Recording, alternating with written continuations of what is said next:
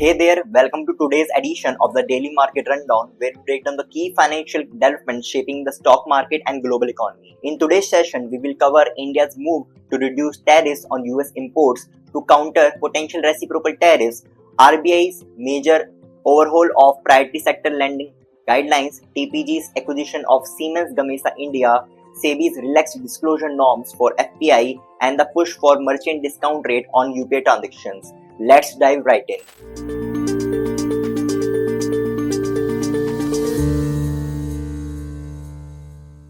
India is considering reducing tariffs on over half of US imports worth $23 billion to counter potential US reciprocal tariffs set to take effect on April 2nd.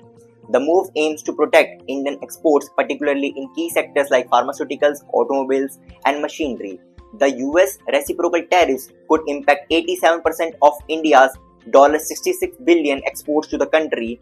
To mitigate this, India is open to lowering tariffs on 55% of US goods currently subject to duties ranging from 5% to 30%. However, tariffs on sensitive agriculture products like meat, maize, wheat, and dairy 30 to 60% will remain unchanged. With a trade deficit of $45.6 billion with the US, tariff adjustments have become a critical discussion point.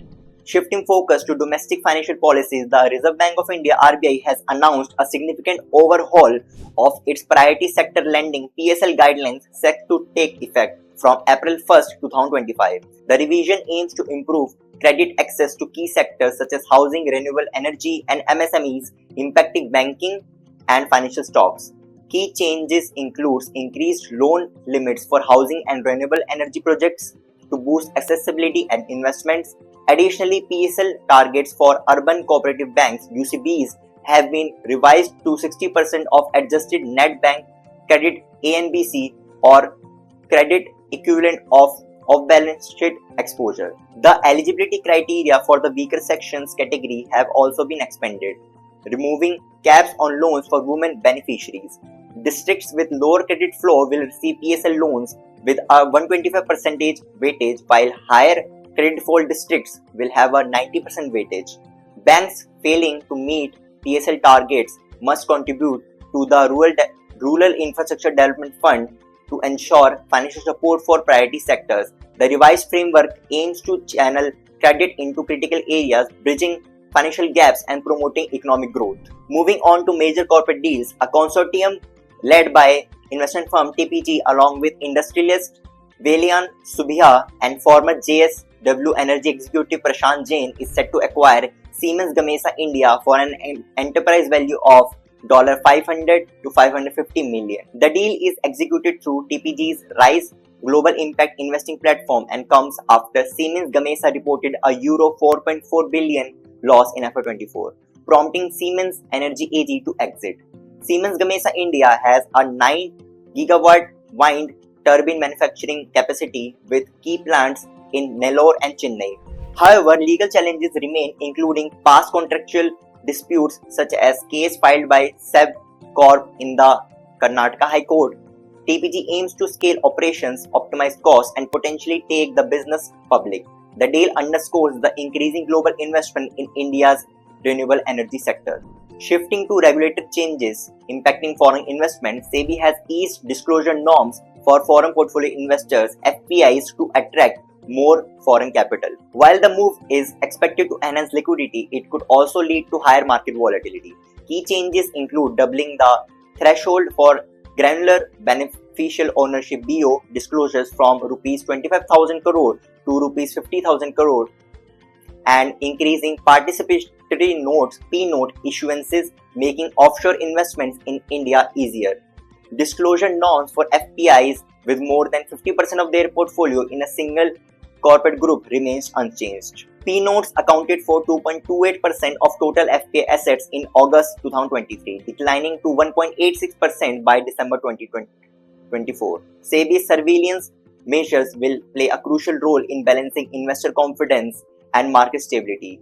Finally, turning to India's digital payments landscape, the Payments Council of India (PCI) has urged the government to introduce a merchant discount rate (MDR) for RuPay debit card transactions and a nominal MDR of 0.3% for unified payment interface payments by large merchants. Currently, credit cards carry an MDR of around 2%. Non-RuPay debit cards have an MDR of approximately 0.9%, while UPI and RuPay debit card transactions have zero MDR. The government has so far supported zero MDR through incentives, but there is a growing push to transition to a more sustainable model. Payment aggregators and banks argue that the absence of MDR discourages private sector investment in digital payments. Introducing MDR could improve the financial viability of payment service providers, but it may also lead to costs being passed on to consumers, potentially slowing digital adoption.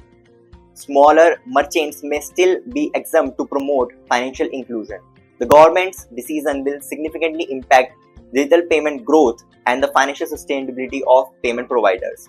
If implemented, MDR on UPI transactions could lead to increased revenue for banks and payment aggregators, but it may also prompt resistance for businesses and consumers. That's a wrap up on today's market rundown. From India's tariff adjustment to protect exports and RBI's revamped priority sector lending guidelines to TPG's big move in the renewable energy space, Sebi's relaxed FPI rules, and the debate over MDR on UPI payments, there is plenty shaping the markets.